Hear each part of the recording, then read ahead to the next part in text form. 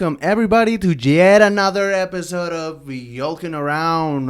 What's up? Thank you for being here. Thank you for joining us in another episode. Episode 41, I believe, or it's up in the 40s. So we're getting up there Almost slowly. 42, the answer to life, supposedly.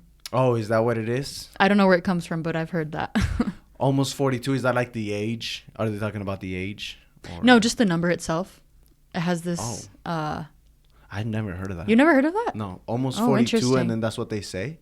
42 is the answer to life, is what people say. 42. I don't know if that's random or if that has to... There's some meaning behind it. Oh, interesting. I've never heard of that expression before. But yeah, we're almost there. This is not episode 42, I believe it's episode 41, if I'm not mistaken, if I checked. But yeah, welcome back. I'm excited to do this podcast. We haven't...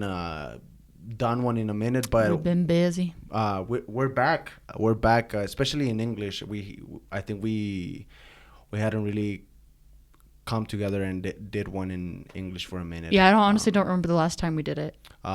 We did the Spanish one, like it wasn't 2 weeks ago. I want to say two weeks ago, and now we're on the English one. Yeah. So, welcome. We have some exciting topics to talk about today. We have interesting experiences that have happened. To start, I went to the Jay Cortez concert.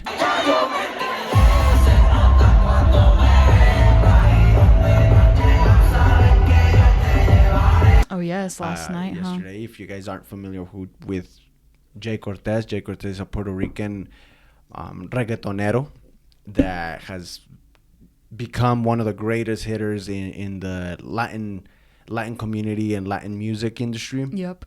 And he's just slowly evolved into this machine of reggaeton music, and it's just his songs are just bangers. You know, I got to see him yesterday.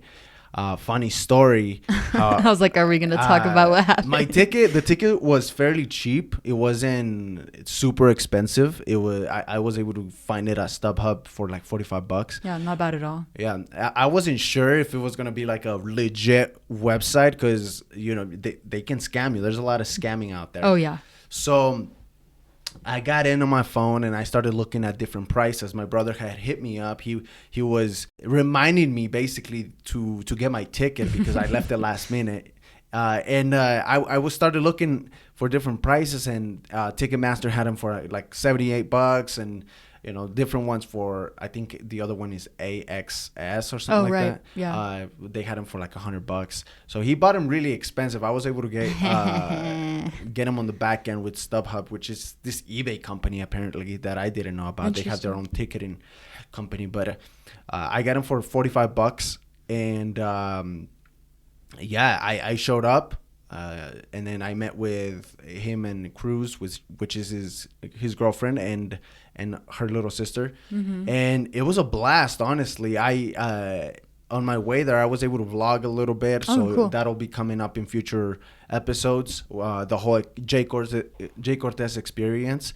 And I was actually talking about how I now have the trifecta. I've seen Bad Bunny, I've seen Mike Towers, and I've seen Jay Cortez. The trifecta of what? Of like new age reggaetoneros that I like. And I am missing Rauw Alejandro.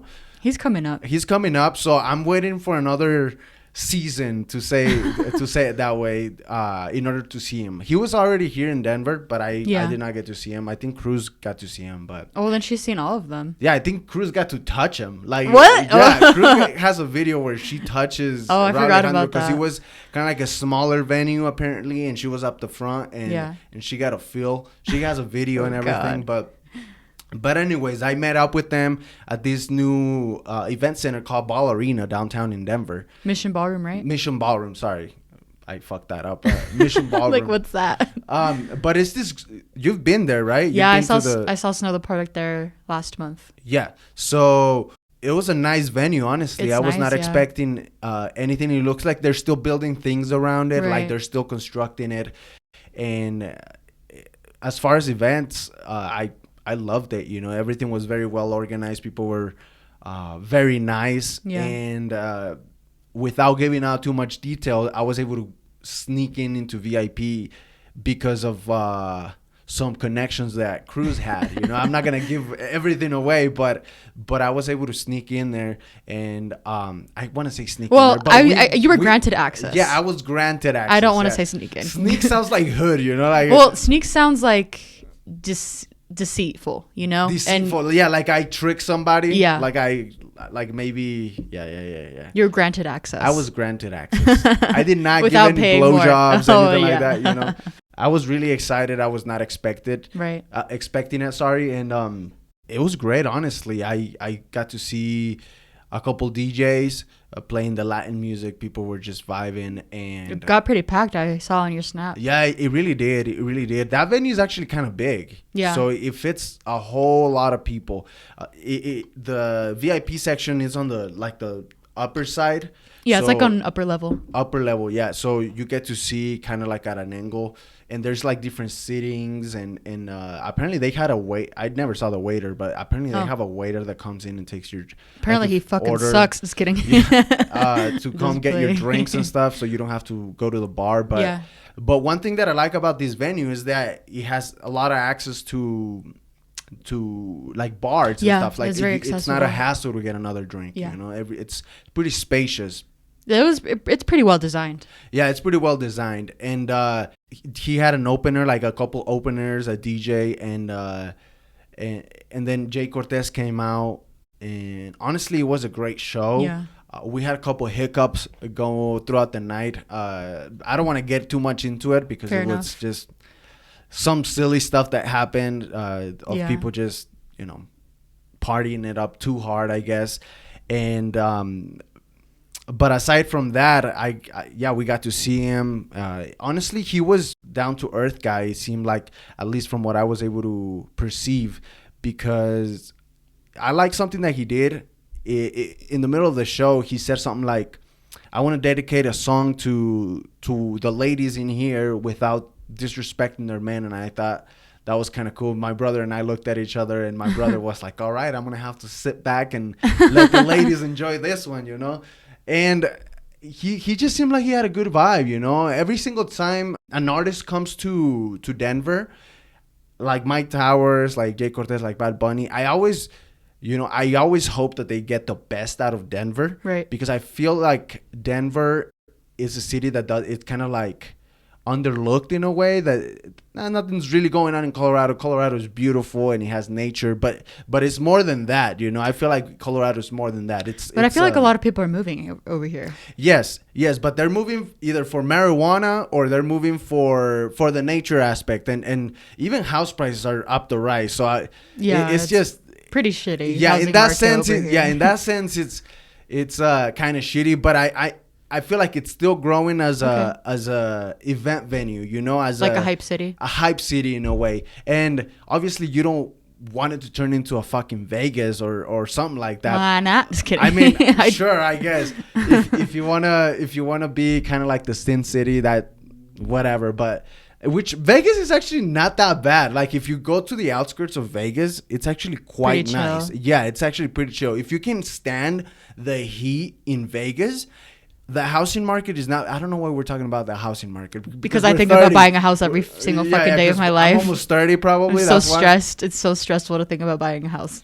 But honestly, if you go to Vegas and you don't live in the center where the strip is at. In the nucleus. In the nucleus, yes. If you kind of are like a little electron going around the city, you know? Yeah. To use your metaphor, you honestly, if you can withstand the heat, that's what's unbearable, the heat. The heat in Vegas is hot, dry, desertic, arid. Yeah. And that's about every adjective I have. Every horrible adjective you can think of. It's a nice city because every house has pretty much a swimming pool integrated with it. They're not that expensive as well because people aren't necessarily living there. They're going there for the tourist part of it, but they're not necessarily staying there. Not a lot of it. I'm sure it has been growing, but from what I was able to see, Vegas is not that bad to live because I got to experience a little bit of it because I went not too long ago and I got to stay in the outskirts of it. Gotcha. So I got to see the housing and I got to walk through the more realistic part of it, I say. Exactly. And it's obviously havoc and mayhem towards the nucleus, Oh, yeah. to use your word, but towards the outside of it, it's pretty calm, it's pretty chill, it's pretty normal, I Yeah. would say. Also, there's like a great climbing community over there if you like Oh, mountain really? climbing. Yeah. Is it pretty mountainous over there? I guess there's a section in the outskirts of Vegas where there's hills Oh, wow. and mountains, I guess. That just where shows you people how go. distorted my image of Nevada in general is. Because when you Yeah. think of Nevada, what do you think of? Well, in Spanish is snow, so nieve, but it's, You know what I'm trying to say? Yeah. Nevada is Vegas. Yeah, it's synonym of that. I Yeah. would say. I guess Reno, Nevada. That's a thing. That's a right? thing That's also, a thing. but- I've heard of that. Yeah. I think there's Mesquite, Nevada. Mesquite. Yeah. That's like a baby Vegas, though. a baby. I've never. You even never heard been of there? it. No, I've never even been. Oh, to wow. Mesquite. My family used Shout to out to go the there people in all the Mesquite. time when they didn't want to go to Vegas, but they still wanted to The Vegas play experience. in the maquinitas, you know? They would go to Mesquite. Oh, Yeah. I see. So gambling is Yeah, still that's a the word. thing there. Yeah. I couldn't think Okay. of the word gambling. Okay. Well, But we yeah. have something here in Colorado called Black Hawk, We where do. gambling is I've allowed. never been there, though. I feel like it's been gaining popularity. I don't know if that's a good thing or a bad thing, though. I don't if people know. gambling is a good thing or a bad thing necessarily, but There's it's pros become and popular, I cons, think. you know, I'd say. Yeah. Like it's nice for a weekend getaway, Yeah. you know. but if you you're are spending your life savings in there, you have a problem, you need buddy. help, homie. Yeah, go get some help. Yeah.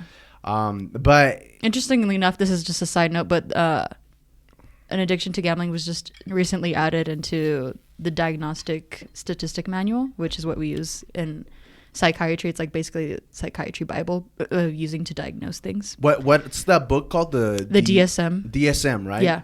Do you know what it stands for? Yeah, I just named it. Oh, sorry, I completely missed that. Sorry, I think you just spoke too fast, and I just kind of like missed it. It's called the Diagnostic and Statistic Manual there you of go, mental disorders. Yeah, and it's referenced a lot actually. This book, I know that it's the book that they use, and apparently changes volumes, no, throughout Every year, yeah. every year. Or every so often, yeah. They update edit it, right? Yeah. They update it because a lot of things are misconceptions or things are interpreted differently as studies are being done and research is being done. Yeah. And are added into the book. Yeah. Right? And not to like get too much into it because I don't want to front like I'm an expert or anything, but there's still a lot of things. You're becoming one. I hope so. You're becoming one. There's a lot of culturally inaccurate things in there, and it's pretty still seen as a kind of a, I want to say, racist thing still. Oh, really? Within the book? In a way, if you think about it. Wow. You need to inform yourself a little bit more for that. I'm completely unaware in that field. Psychology is not, Yeah. you know, I studied it a little bit in college back when I was like, I don't know, like 23, 24, but it was very superficial when I Right. did my research. I've known a little bit because I dive into different things and they kind of all connect to psychology in a way, but I am not very informed as to what the book is. I just know of it, and we've even been seeing it referenced in the Amber Heard Johnny Depp thing that's been going on because of I think there was a psychologist in the trial that basically talked about the DSM and she diagnosed Amber Heard, right? Yeah. So apparently, she has some troubles. Yeah, she has borderline personality disorder and histrionic personality disorder. So Borderline personality disorder. And then what was the other one? Histrionic personality disorder. And the borderline personality disorder, is that where they have like to say vernacularly, I guess, is that when they have different personalities or no? So what I think what you're talking about is dissociative identity disorder. I always get those confused. So and it's not different. I wouldn't say different personalities, but just different alters. I say like personality traits. I'd say more than just traits. Yeah. People literally can change personalities in an instant and then have even chemical reactions within their body that changes and heart rates and the changes of the mind into the body that can happen. And I think people need to inform themselves more about that disorder, just because I feel like it's very misrepresented in media and movies and stuff like that. Like the movie Split, I'd say was pretty inaccurate. It was a good movie. I will not take that away from that, but It was a good movie. it's dangerous to represent disorders like that, because people use that and define that, like, and start diagnosing people with it, which is ridiculous. But I'd say I don't know if you want to get into it right now, but sure, let's get into. I'm loving what you're talking about right Yeah. now. So yeah, I'm just listening. So I'd say the most accurate representation I've seen so far is actually in the show Moon Knight on Disney Plus. You like the representation with the show Moon Knight that we've been watching. We just finished it. They were playing it on Disney Plus, I believe, every Wednesday.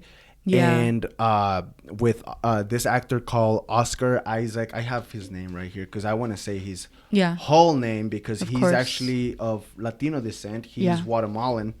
He's half Guatemalan, right? Half Guatemalan. And then half. It's Isaac Hernandez Estrada. Okay. I don't know why I said it white. Oscar Isaac Hernandez Estrada. Yeah, let's correct that. Sorry. It's just English, man. It's just my wiring. I know what you mean. But yeah, so Oscar Isaac, he's in Moon Knight. He was recently on SNL as well, doing a skit, and just he's the man right now in the acting world, in the industry, because of the recent portrayal in Moon Knight, this Marvel superhero that just came out that has this disorder, this I'm not gonna say it right. Dissociative identity disorder. That word fucks me up. But yeah, so you like how this disorder was portrayed in this show? Yeah, I'd say it's the best that I've seen. Just a side note, I looked it up because I want to make sure he's represented. He's half Cuban and half Guatemalan. Yeah, that's what I thought. Yeah, half Cuban, half Guatemalan. Yeah. So obviously it's not perfect, the portrayal. There's things that I wish were done a little bit different. But you can only get so close to what it is without having what right. it is. And also, even if it was more quote unquote accurate, it's also in a way creates.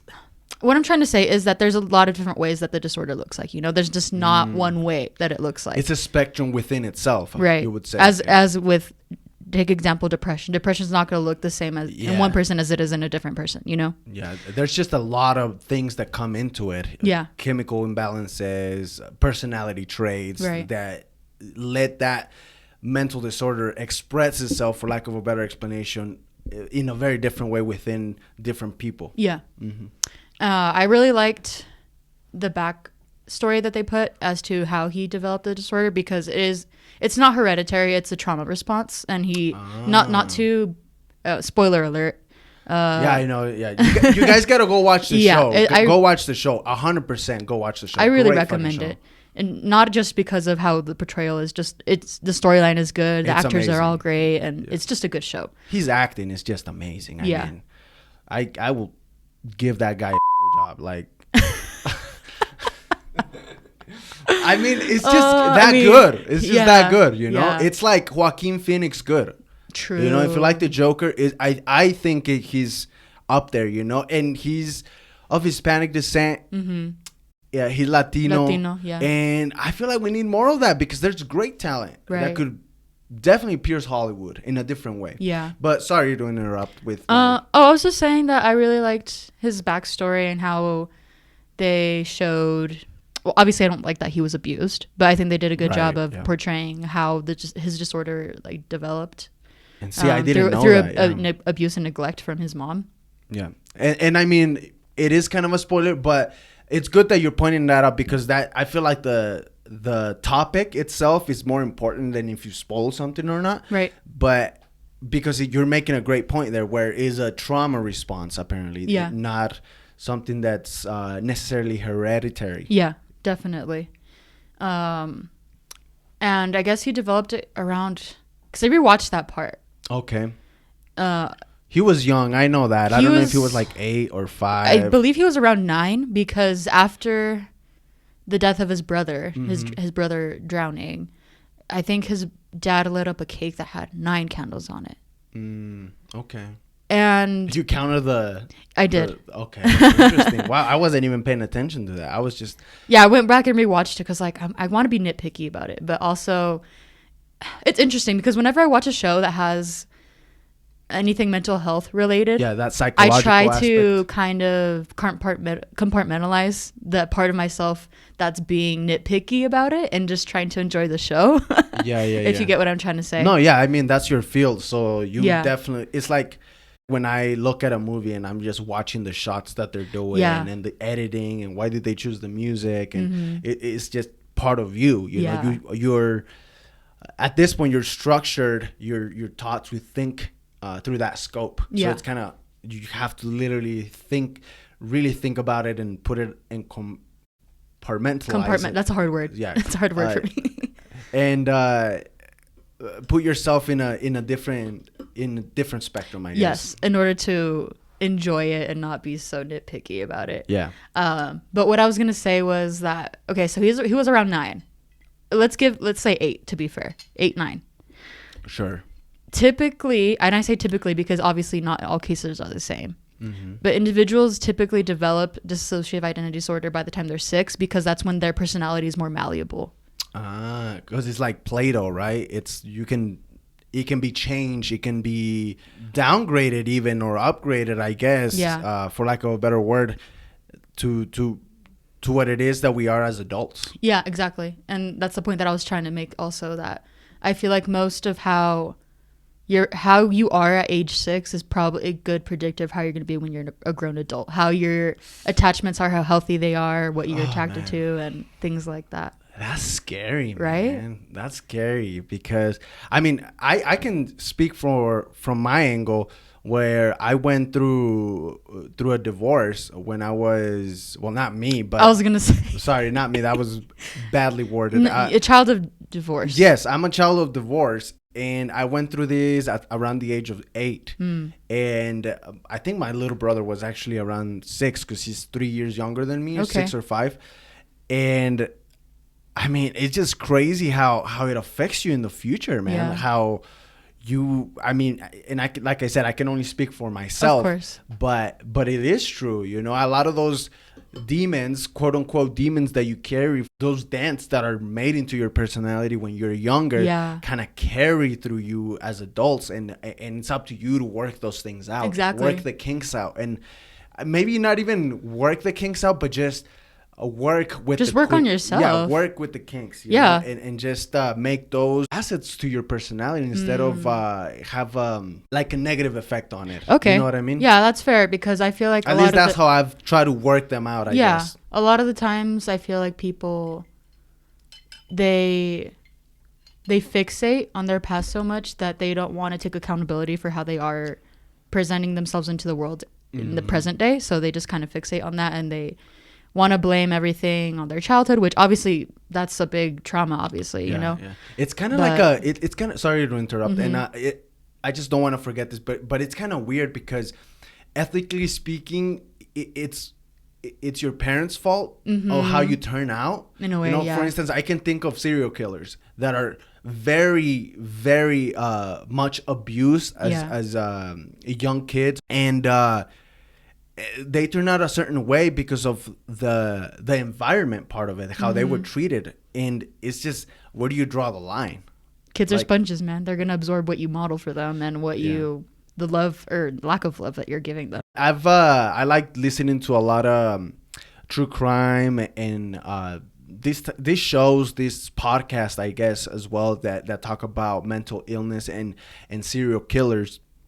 And it's just crazy what the mental and the human psyche can turn out to be due to trauma and abuse, honestly.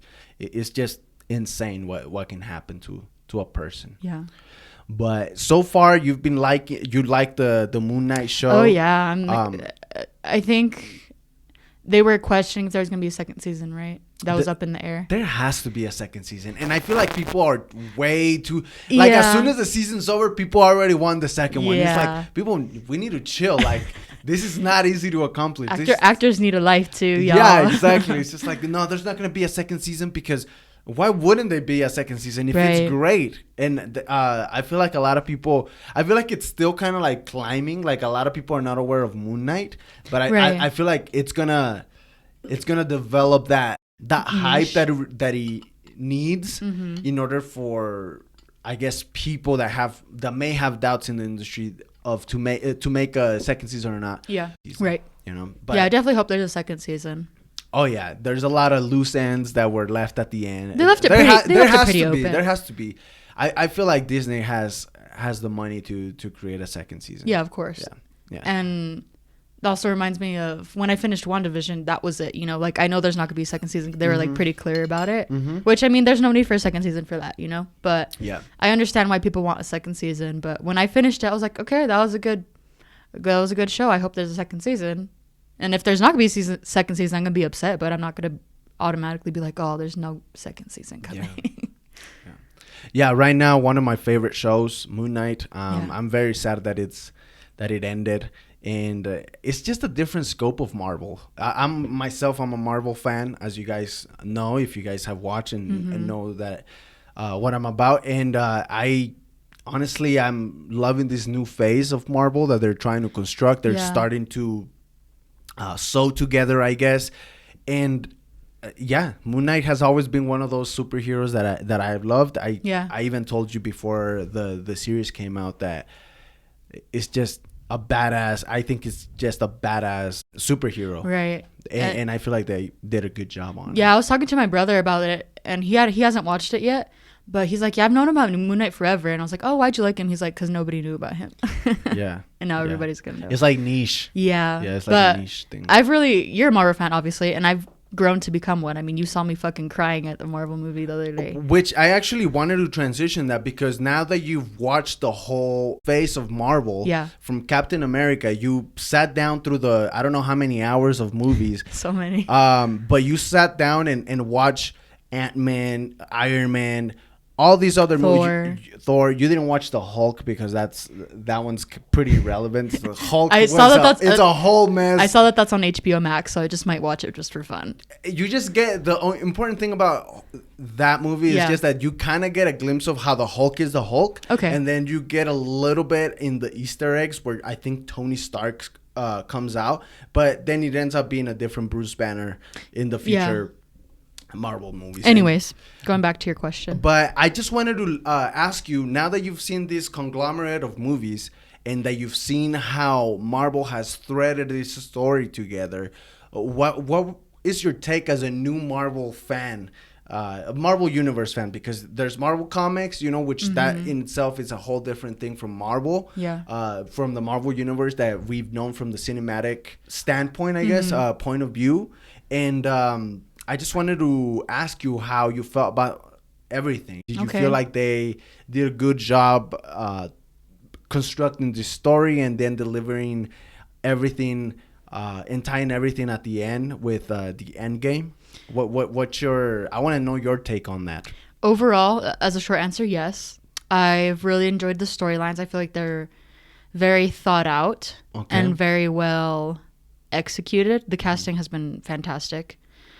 And the story really grabs you in, and all the different characters, I feel like they each have something special to them. Yeah, they're all superheroes. Yeah. No, and to be objective, there's some movies that I did not like about Marvel. I mean, same here. I hated Iron Man 2. Yeah, Iron Man 2 was not that great. There's a couple movies actually. There's a couple movies that were a little weak. Yeah. I was not a fan of Captain America. Interesting. Yeah, I was not a fan of Captain America. Then I rewatched it and it kind of grew to like it. But contrary to me, you loved Captain America right off the bat. You loved the story. Yeah. I just love him. Everything about him. And I mean, in Endgame, that was the only thing that made me cry was the very end with him. Because I got so emotional that he got the ending that he deserved. Deserved. Yeah, you were actually tearing up. Yeah, I was sobbing. Yeah, at the movie theater, I was tearing up when, and this is no spoiler. I mean, it's been out for 5 years. When Iron Man is discontinued, basically. Yeah. Without giving too much. Yeah, he's ended without giving too much information. But that got me because I felt like Iron Man, for me, not only I like him, but he grew up as a character so much, and it just seemed like it was the end of an era Yeah. for me, you know, that I've been following these Marvel Of course. movies. And like for me, it didn't feel like that because I watched them. They were all accessible to me at the same time. You know, Yeah, I could yeah, watch yeah. any movie that I wanted, but I just chose to do it in chronological order. Whereas you had to wait for the movies to come out and like Yeah. the anticipation. I feel like that's a big factor as well. Yeah, I guess we both had different perspectives on this, right? Of course. Because you came in later Yeah. and you got to watch the whole thing as if you were reading a book almost. Yeah, you know, you actually, got all the yeah. volumes right away. Yeah. And with me, it's just like I invested this time reading these forums, you know, going into fake news within the Marvel universe, you know, and just the anticipation of it all. Yeah. Whereas a lot of people fell in love. I know a couple of people that have seen the whole series that they've dedicated and fall in love with it, but after the fact, once they got all the movies, Yeah. like a volume, you know, like volumes of books. Yeah, I like that idea. And I think before I started watching them, I had this really big misconception of what it was going to be. Mm-hmm. I think when I used to think of Marvel, I didn't really...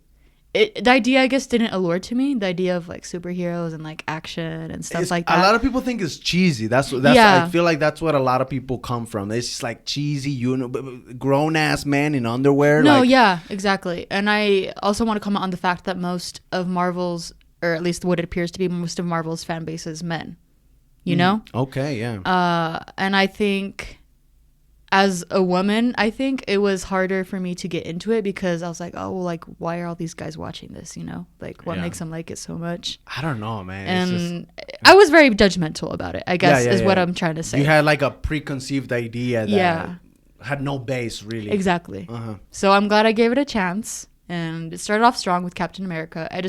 I can't imagine experiencing how you experienced it, you know, because just like from a chronological standpoint, I think it would have fucked with me to not have known, for it to be out of order, I guess. Yeah. But there was an art to that at the same time. Yeah, yeah. Well, I feel like it's hard because they have to make decisions and come up with Yeah. ideas. Sorry, as the story is developing. Yeah. You know, so the executive moves, the producing moves behind it have to be very good. Yeah. Because it could completely destroy the scenery that they're creating. Of course. Or they're painting. And if it wasn't well executed, I would have noticed it because that's supposed Yeah. to be chronologically accurate, right? Yeah.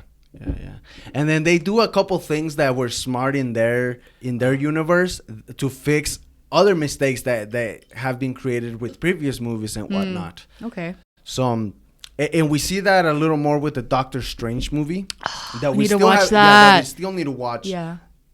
We still haven't watched it, but excuse me, I want to watch it because I feel like now it's gonna. Well, you like Doctor Strange. I love Doctor Strange. He's one of my favorites.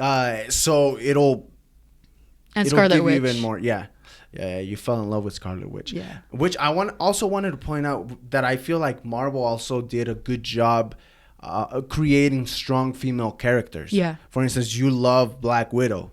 I do. And know I what actually I really mean? love Captain Marvel as well. I feel like that movie was so underhyped.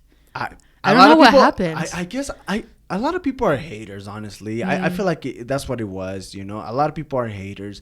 I honestly liked from that movie, what I liked the most is the development of Nick Fury, which is played by Samuel L. Jackson, right? And how he lost his eye, and you know, they give you little Easter eggs, I guess, throughout the movie. Yeah. And yeah, I don't know. I watched Captain Marvel in theaters. I felt like it was slow at the beginning, which it just had a different tempo, I feel. Okay. And the expectations, we did not know what to expect with this new character. A lot of people, the main judgment that they have is that they believe that the Captain Marvel character is OP'd, which is overpowered. Yeah. That is just too powerful for the story. Okay, but no one said anything about Thanos. Yeah, which if you've seen the movie, Thanos is a badass. Yeah. I mean, he's we were talking about it. He's kind of a likable guy because he's like low key. His character is portrayed as very respectful In a weird way, but also yeah. like Destructive. And yeah, I feel like that's where a lot of the critiques come from for Captain Marvel. Yeah, I honestly think sexism has a lot to do with it as well. Yeah, I think it's a little bit of that. Yeah, or maybe a lot of it. Probably a lot. Probably a lot of it. But so I'm excited. I'm excited that you got to see all of this, and now you've actually kept up with the new phase of Marvel. So you're actually. I'm all mostly caught up, actually. Mostly caught up, yeah. You're mostly caught up. Which movie are you excited about this? Because there's Thor: Love and Thunder with Chris, and I believe the Guardians of the Galaxy. Yeah. And then Doctor Strange. I'm excited about Doctor Strange just because the Multiverse of Madness just seems like a fucking trip.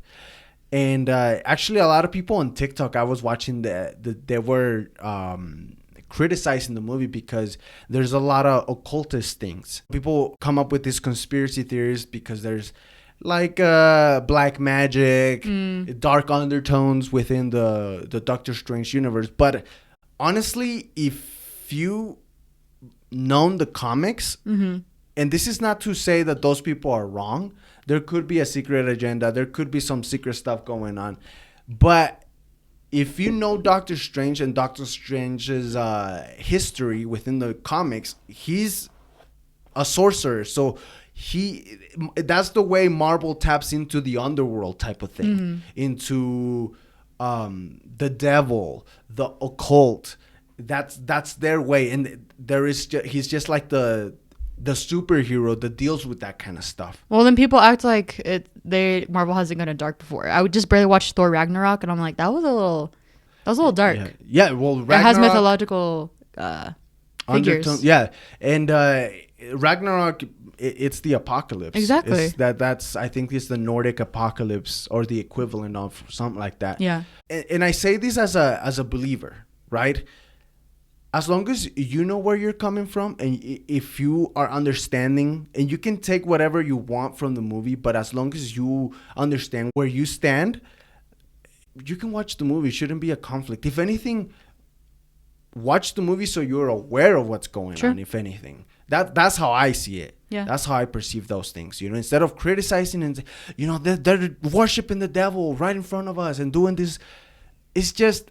Bro, this shit is happening. Like, it doesn't have to happen in a Marvel movie. This shit is happening right next door. Yeah. Somebody else could be doing this. You don't know. But instead of just saying, stay away from all that, no. See what's happening so that you can understand it and say, okay, do not fuck with that at all. I just won't watch it. Yeah.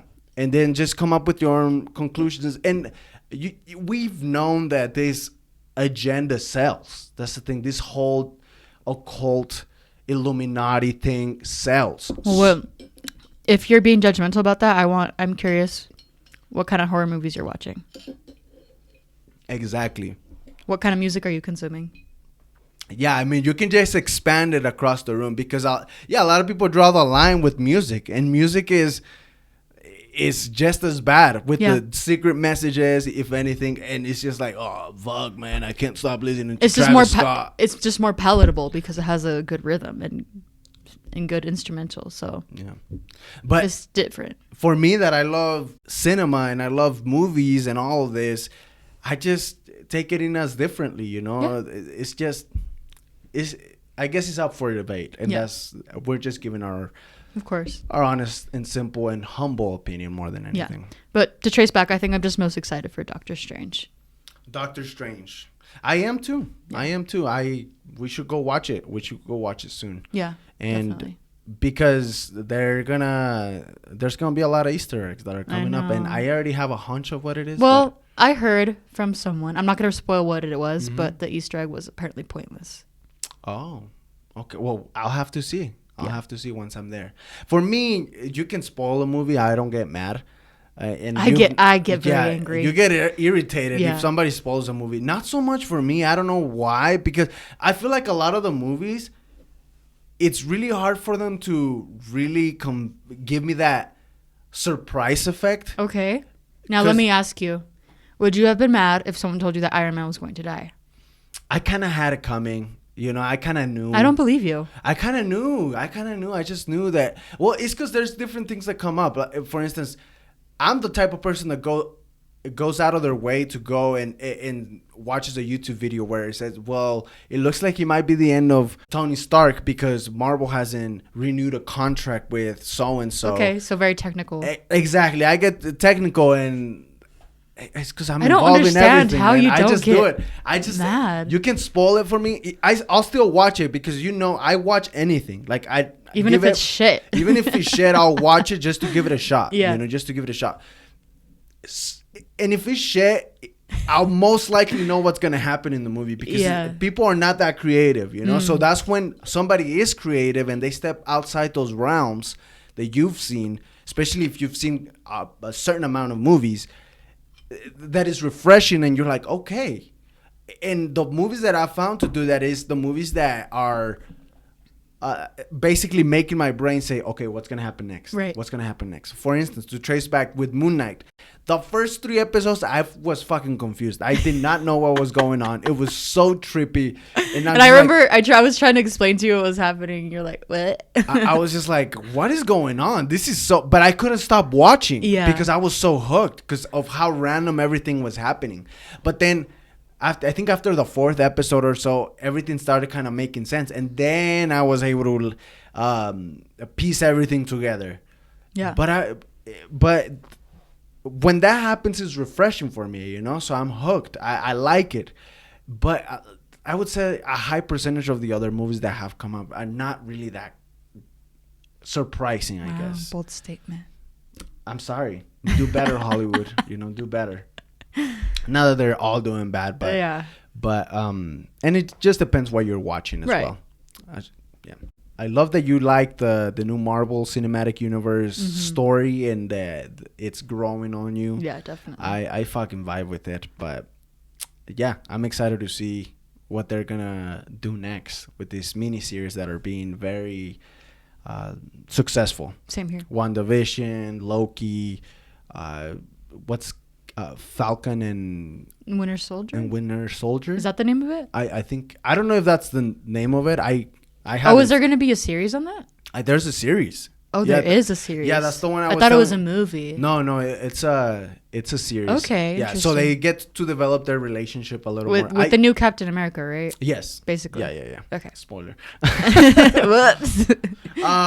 But changing topics a little bit, I just wanted to talk to you about these shoes, and I want to tap into the fashion industry because this news came out this week, and I want to see what your take is on this. All right, I haven't heard anything. Well, it's the brand Balenciaga came up with these sneakers, and if you want to look them up real quick, there's these sneakers they're called distressed high tops or something like that. Distressed shoes? Yeah, and they look like Converse. They look like really beat up Converse. They're being sold for like $1,850 or something like that. Something ridiculous. Hold up. And I'll post a picture here of the shoes so that you guys can see what we're talking about. And I want to make sure I'm looking at the right thing. Is it this? Yes. What the fuck? Yes. That's the shoe that they're selling for $1,800. What? Yeah. So I wanted to talk to you about this fashion that taps into worn down looks. What do you think about it? Do you think it's worth it? Would you buy a pair of shoes that expensive? Fuck no. That looks like royal shit. Why would I do that if I can just go to Walmart and buy Converse mock-up or fake Converse, mock-ups, yeah, and go run around, cut it up myself, yeah, and make it look the same, and grab a marker and write Balenciaga on it. Right. Well, for like $10. The thing is that I like the worn out shoes on a Converse. Okay, like that's a look. I like that look, but I like the fact that, and call me a romantic about it, but I like that it looks like that because of what they've been through, what the shoe itself has been through. But don't come up and sell me a shoe that looks like shit already, and expect me to pay almost $2,000 for the shoe. I think only 100 pairs were made, so it's kind of like they're using the whole exclusivity thing as a selling point. It's always and what do you think about this? It's just we've seen different brands do this stuff with painted shirts, ripped shirts, distressed jeans, which I have no problem buying something that might look a little distressed. No, me either. But this looks like somebody shat on it, put it in a washer machine, and then went and fucking cut it up. and cut it up, and I don't know. It just looks it looks terrible in my opinion. Well, the thought that comes up for me, who's going to be affording these $1,800 shoes, you know? People who are obviously rich. Yeah. Why is poverty becoming an aesthetic for rich people? And that's where I was leading to. Why is it that people, I guess, if rich people are buying this, why is it that impoverished looks are hype? I don't know why they're using this style standpoint to it's make almost like they're trying to make a It's- statement, as in to me, it almost seems like a human experiment, not a Kind human of, experiment, yeah. but like a social experiment. Sorry, right. just because of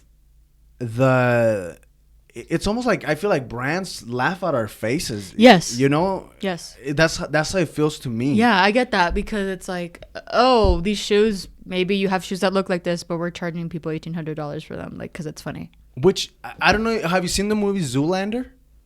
I believe so. I don't have a good recollection of it, but I've seen it. Okay, so if I'm not mistaken, there's one of the main things in the movie is that they're trying to create this clothing line, because he talks about fashion, right? It's someone with Ben Stiller, right? Yeah. Okay. And they're trying to create this whole clothing line that is an homage to homeless people, basically. So they're taking that as an inspiration. So we've seen this technique, I guess, or this topic or interest in the fashion industry, in taking these impoverished looks, I guess, and applying it to their own fashion lines to create, I guess, a statement or I take it more as a mockery, like you were saying. yeah, no, I 100% agree with you on that. Yeah, I 100% agree with you. But I'm just imagining them we've seen walking it. the runway with those shoes on, you know? Yeah.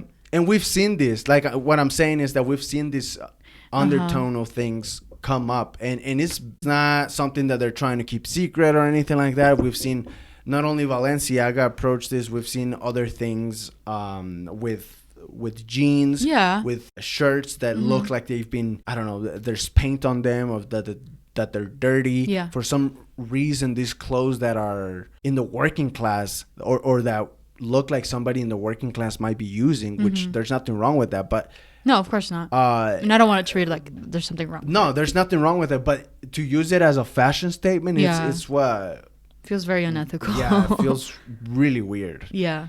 And yeah, I just wanted to show you the shoes because they came out this week, and I was actually learning a little bit about the Balenciaga brand itself. Okay.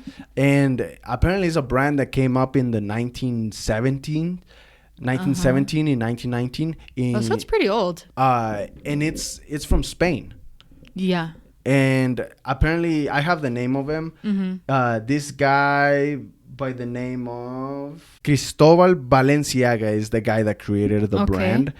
And he basically started a brand in Spain, and during 1990, 1920s, and then around the 1936, I believe, the Spanish Civil War developed because of Franquistas. Francisco Franco, which was this nationalist dictator that dictated Spain for 40 years, basically, all the way to like 1975 or something like that. Yeah. And Balenciaga was actually a brand that worked and was creating stuff during the World War II. And apparently it is said that the reason why they were able to create stuff was because Balenciaga, the guy, had connections with Franco, and Franco had connections with Hitler. So they allowed the brand. This is a rumor, but they allowed the brand to continue. What the fuck? Yeah, so it's very interesting, the story of Balenciaga, the brand, and it's fucking interesting. I was reading about it. And then around 2001, I believe, is when this big fashion company called Kering, is this French company that has existed for ages as well, and has actually, it's kind of like an umbrella company. It has different high fashion industries underneath it. And it's French, so they moved the Balenciaga brand over to France in during the 1930s, I believe. But it was still under Balenciaga, the guy. Right. And then in 2001, it became part of the French company itself. Wow. Yeah. That's an interesting story. The Yeah. Hitler thing got me thinking. Yeah, it's a rumor, Yeah. but it is said that they continued working throughout the World War II, literally, because this is not happening in the brand opened in 1917, 1919, somewhere around there, and then it continued all the way through this period. And like, how did it manage to stay successful? Exactly. Yes. Apparently there was because it's a high-end brand, a lot of aristocrats, a lot of people. Was it in the always a royalty high family. brand? Yeah, it was actually. Okay. It was always tailored, pun intended, to high society. They have this Hardtech couture, which is this style of chic, high-end tailoring that became very popular in France. And it's just the style that they used. And Balenciaga took this and applied it to the whole branding, basically. Oh, wow. Yeah. Interesting. That tripped me up. Yeah. And we speak of this. What's interesting is that we speak of this, especially in Spain. Their history is really crazy because we speak of this as if it was ages ago, but it was they were under dictatorship until the 70s. Yeah, that's not that long ago. Yeah, it is It's like 50 very years fucking ago. recent. Yeah. And I was actually talking to a friend, and he was telling me, actually it's Chandler, and he was telling me that there's still a lot of people that were affiliated with that party that is because they're very conservative, and that still exist in Spain and are apparently very conservative, Catholic, sometimes even very racist and xenophobic, and they're still represented in one way or another over there. They still exist. Yeah, they still exist. These franquistas, these people that basically would rather choose and have somebody take decisions for them. I'm just not over the fucking shoes. Yeah. And apparently there's a lot of brands like that have really dark histories. I believe that wholeheartedly. Yeah. These high-end brands that have weird histories and weird traits. Huh. I mean, I haven't really thought about it, but it makes sense because they have a lot of money, and with money comes power. But how do they obtain that? Yeah. You know, especially if it was targeted to a higher sector of the populace. You know. Yeah. If that's what it was for. Exactly. From the beginning. Yes. So very classist. Very classist. Definitely. Well, the fashion industry. That's why I'm not really into that whole thing. Yeah. Because there's classism that is very intertwined and mended into the whole industry itself. I mean, just this is a prime example. A perfect Why example. did they think this was okay? Like, what the hell? I wouldn't even buy those if they were like $5, to be honest. Yeah, they're terrible. I'll put a picture here. And they've created cool things. Like, they have those trainers that became very popular in the 2020. The ones that look like a sock. I don't know if you've seen the Balenciaga. I'm not sure. I'll put a picture here if you guys don't know what I'm talking about. But a lot of people will. They look like a sock. Cardi B talks about them. There's different people that have mentioned them in their songs, and I actually personally like them because they look very, very comfortable. But yeah, to pay outrageous prices for something like that, it's like they're needed trainer is what it's called. Okay. High top needed trainer. Okay. They're black. They look like a sock. I mean, I want to go back a little bit to what you said about, I forgot your exact words, but you were basically saying that it's representative of what you've been through, like how fucked up the shoes look like. Okay. Yeah. The history. Yeah. Yeah. And this is already made like that. So there's no art to it because it's already made like that. Exactly. It's just copy pasting something like that. And this romantic idea that I come up with the shoes is because of Forrest Gump. Because of his opening statement when they're in the bench and the lady, spoiler alert. Spoiler alert from like 25 years ago now. Yeah. Where the lady's sitting right next to him and she's wearing these nice white shoes. Yeah. And he's wearing his Nike Cortezes beat up. And he says this statement that it goes something like, Mom said you can tell a lot about a person because of their shoes. Yeah. And where they've gone, where they've been. And he makes this whole reference about the shoes, but also connects it into the person's living situation. Not living situation, but just style of living, I guess. Living their book, their story. And that resonated with me quite a bit. So ever since, that's why I appreciate a clean pair of shoes, don't get me wrong, but I also appreciate a beat up pair of shoes. Yeah. I guess what that made me think of, just because, not to stray off too much. But we love that movie, obviously. We rewatched it recently again. Yeah. But what you said about the shoes, I always thought it was like, yeah, of course. Like, shoes say a lot about a person. Yeah. But now, when I watched it, I noticed something else relating to feet. It's a theme, is what I'm trying to say, throughout the movie. Whereas later... Oh, I see. It's like a theme that comes out in the movie itself. Not in a fetish type of way. No. Actually, I was thinking. Sorry to interrupt, but I was actually thinking about this, and I even posted, because I went on a walk not too long ago, and I posted like the feet emoji. Okay. And I was thinking about it while I was walking, because I feel like just like hands, feet are kind of underrated in a way, but they get you places. It's like literally the main walking instrument. We're not walking with our hands. No. Not all of us are. There might be some weird instances, or if you're a gymnast. Some different, circumstances. Exactly.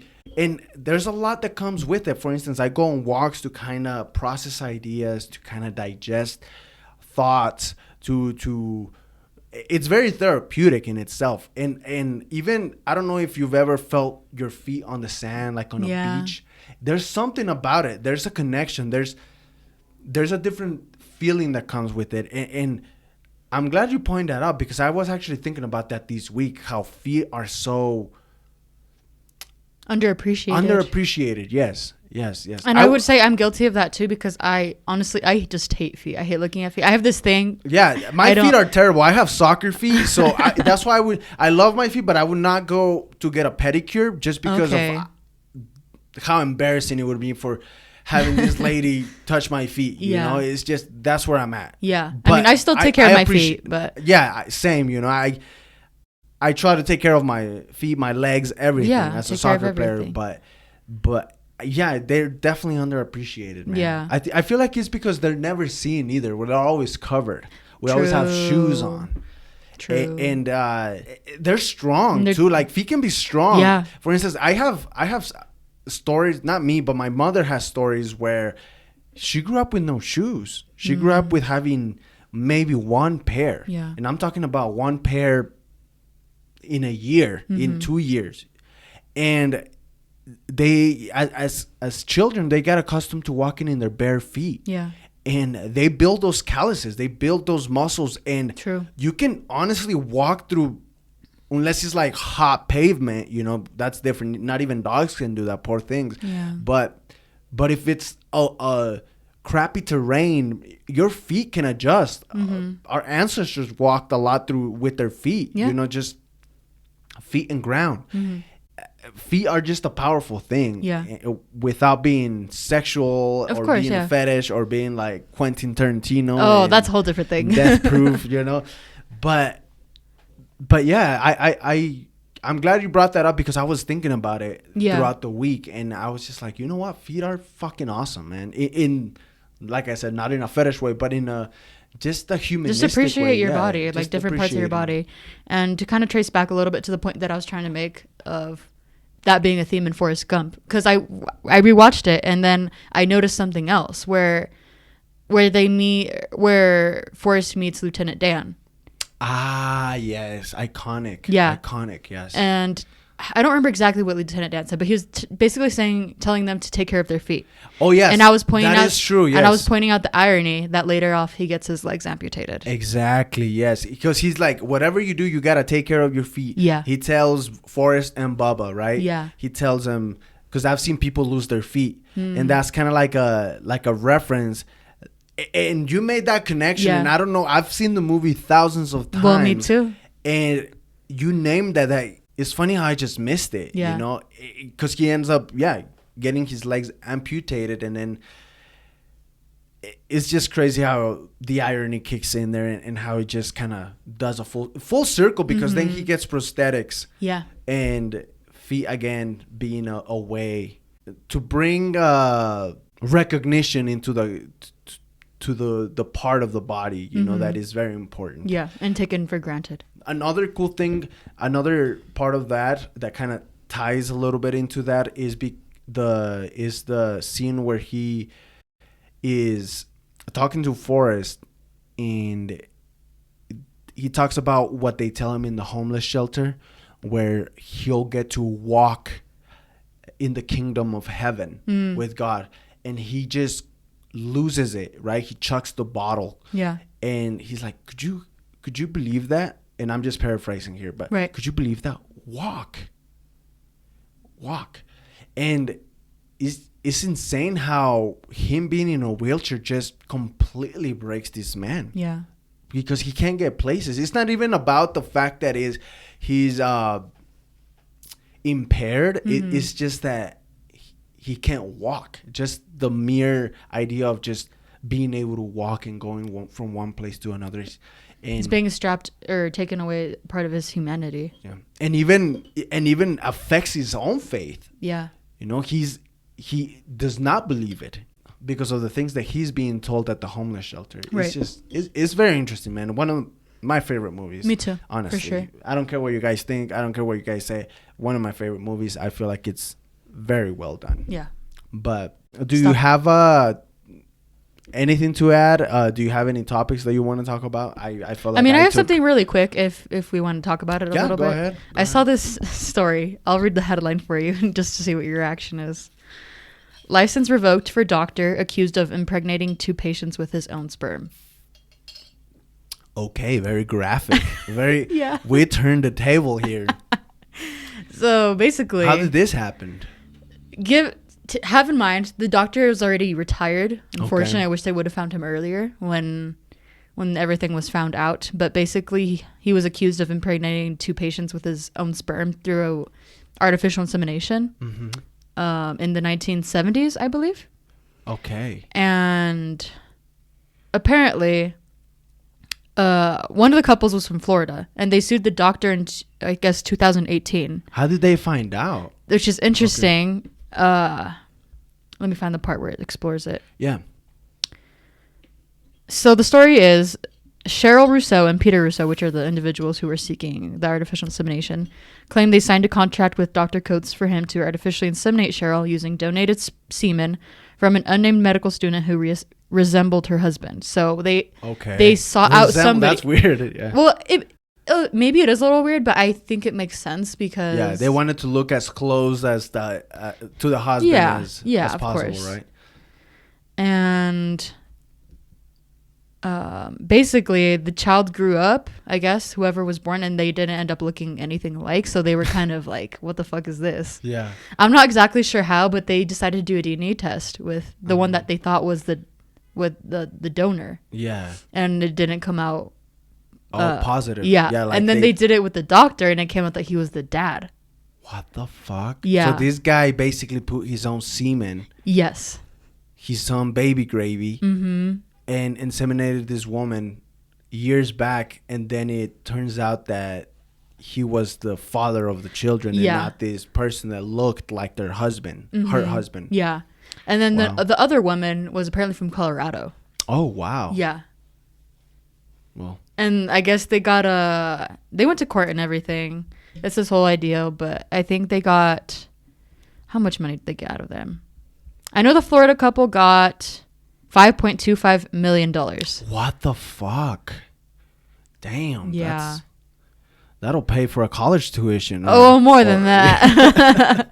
Well, what I think is unfortunate one of the many things is that he didn't get caught until after he was retired. So they revoked his license, but he was already retired. So yeah. I mean, what's kind of the point in that, you know? Yeah. I think it's interesting his reaction to being accused of it. I think he was kind of like... That's a hell of a child support. $5 million. Yeah. I'm trying to look for his quote of what he said. Because initially he denied that he was the father and like he didn't do any of that shit. Basically, he was like, well, why would I do that? And then he's That's like, ridiculous. And then he got caught the first time with one of the women, and then the other girl came up and said, the other woman came and basically took him to court as well. And then he's like, well, I guess I did it again. Like it was pretty casual about it. He's like, I don't remember doing it again, but I mean, the DNA test, I'm the dad.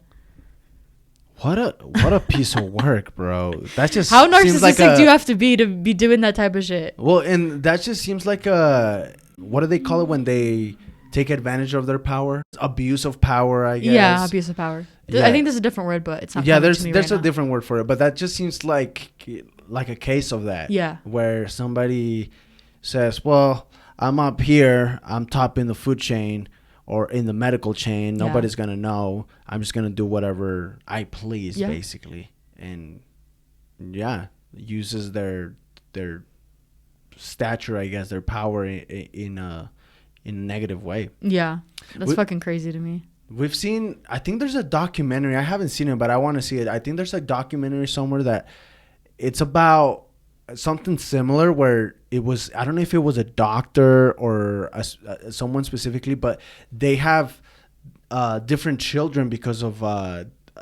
inseminations that were done wrongly or something like that. So there's this whole community in this town that may or may not be brother and sister siblings.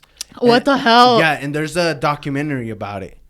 And get on that. And I think the interesting part about it is that it ties into racial things where it's blonde hair, blue eyes. I still haven't seen it, but I want to say that there's a very interesting documentary out there about that. And we've seen, there's actually a Vince Vaughn movie that is basically that. I can't remember the title of the movie. I watched it. Yeah, where he's a sperm donor. Yeah, and he meets all his children. That was I liked that movie. Yeah, they did it's weird, but it's a interesting twist to it. But damn, well, I'm glad they made him paid at least. You know? Yeah. To say the least, that at least they made him paid, and he paid for his terrible and horrific mistakes. Yeah. God Delivery damn. Man. Yeah. Delivery. Oh, that's what it's called, yeah. Delivery Man. It was gonna kill me.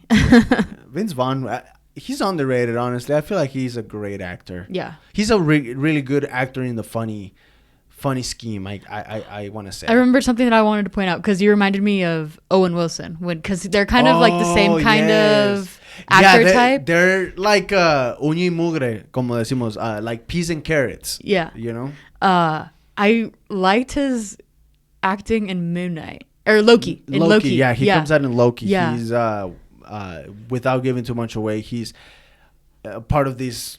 I don't even know what to call it. This corporation or these. I guess you guys gotta watch it, but yeah, he does a different role in there. More serious. He has different hairstyle. Yeah, which he looks good with. He does look good. Black and what's it called? Not black and pepper. Salt and pepper. Is that a hairstyle? Yeah, salt and pepper, where he has black and gray. I've never heard that. Yeah, salt and pepper. I like that. Yeah, that's for the more mature look. Okay. Yeah. Yeah, he looked salt and pepper look. It was interesting to see him in a different role than what he usually is in, because I feel like when I think of Vince Vaughn, I think of Owen Wilson, and I also think of Adam Sandler. Okay. Because I feel like they stick to one type of role, I'd say, usually. At least from what I've seen. Mm-hmm. And it was nice to see him kind of go out of, I don't know if comfort zone is the right term.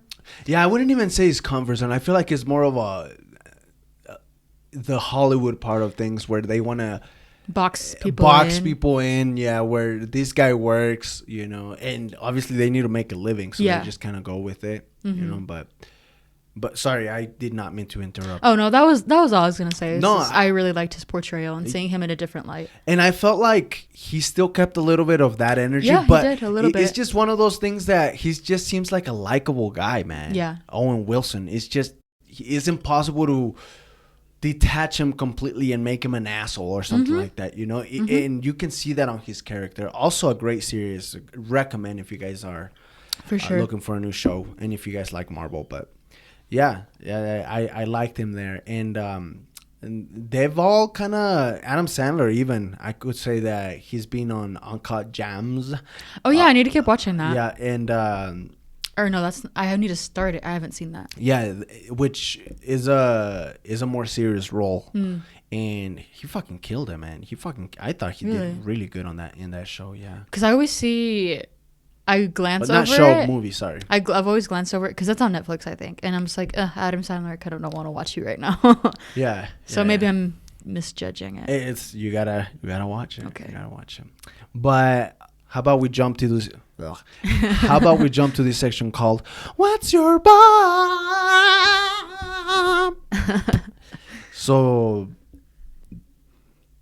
Deanna, what's your bop for the week? My bop. What do you want the listeners? What have you been really getting into this week? Which there's a lot of stuff. I have been listening to Bad Bunny's album, which we're going to talk about in the Spanish podcast. So I want to save some of that material for later. Yeah, I was going to choose a Bad Bunny song, but I think my bop for this week would be one that I've been playing like every single day for like the past 2 or 3 weeks, which is As It Was by Harry Styles. As It Was. Oh, great fucking song. I love how his music steps out and does something just different, bringing kind of classic tones and just musically it's a little vintage, with him. And I love that. I love how he applies it to his music. And I believe he play in Coachella. He did. Yeah, he was one of the headliners there, and there's criticism that comes with it. But I've also heard great things that people fucking loved him. Yeah, he's a rock star. I think he's a rock star. Definitely. Honestly. Yeah. That song just makes me so happy every time I listen to the intro. I'm just like, oh, this is it feels so summery. Is what it feels like to me. You get that summer It's vibe? like, it reminds me of when Watermelon Sugar came out. Ah, yeah, great song. Right? Too. Great song. Yeah. But what's your bop? My bop is going to be, because I saw Jay Cortez, sorry. I wish I saw it. I'm going to go with Subiendo de Nivel from his famous album. I think it was like his second album or something like that. Fucking great album. And it's just, I love that song. And it's just a vibe. It's a bop, and listening to him this weekend. I guess Friday is part of the weekend, right? It was really, really cool. Honestly, I fucking loved it. He goes hard. His bangers are fucking fire. Yeah. His music, his beats, his little EDM undertones even. And like you said, we're gonna talk about Bad Bunny's album in the next podcast, but that'll be in the Spanish one, in Ecstasy, because we want to elaborate. We have our things that we talked about, and we don't want to give too much away, but we want to discuss that later. Yeah. But check out those bops. Yeah, go check out the bops. Subiendo de Nivel. They'll be on the Yolking Around playlist. And yours is As It Was. As It Was by Harry Styles. So there you go, guys. We're going to start wrapping this up. Thank you guys for watching. Like always, thank you for sticking around. And if it's your first time, thanks for giving us a shot. Yes, thank you for giving us a shot. Hit that like, subscribe. Please help us subscribe. We're almost at 100 subscribers. Oh, fuck yeah. Subscribers, sorry. So help us get there. Won't be the 100th. Yeah, help us get there. You can find me on TikTok as DerekMayo92 and on Instagram. And then you can follow the Egg Boys Instagram page at Egg Boys Inc. You should plug your gaming channel as well. Oh, yeah. And I also stream. I've been streaming during the week. I've been doing the Fortnite no build mode that they decided to include recently, which I've been kind of addicted to now. Yeah. And you can find that in Yolks Gaming in Facebook. So you can find me there. I stream on there. But with that being said, once again, thank you. Click all the buttons underneath, even the dislike button. If you didn't like it, I don't mind, and it's fine. We're not able to see it anymore. Did you know that on YouTube you're not able to see the dislikes? I guess creators were getting sensitive. Yeah, well, it affects you, man. Yeah, it affects of course. you psychologically. I don't want to be their experience. But watch the shows. Thank you guys for joining. Hasta luego. Thank you. Bye.